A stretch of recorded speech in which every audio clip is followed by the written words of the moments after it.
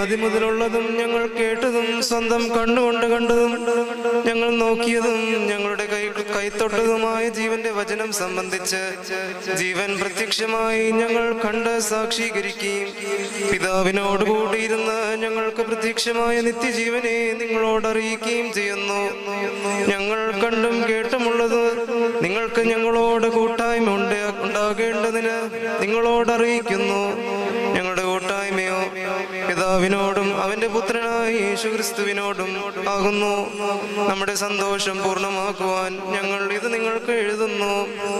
ദൈവം വെളിച്ചമാകുന്നു, അവനിൽ ഇരുട്ടൊട്ടുമില്ല എന്നുള്ളത് ഞങ്ങൾ അവനോട് കേട്ട് നിങ്ങളോട് അറിയിക്കുന്ന ദൂതാകുന്നു. അവനോട് കൂട്ടായ്മയുണ്ട് എന്ന് പറയുകയും ഇരുട്ടിൽ നടക്കുകയും ചെയ്താൽ നാം ഭോഷ്ക് പറയുന്നു, സത്യം പ്രവർത്തിക്കുന്നതുമില്ല. അവൻ വെളിച്ചത്തിൽ ഇരിക്കുന്നത് പോലെ നാം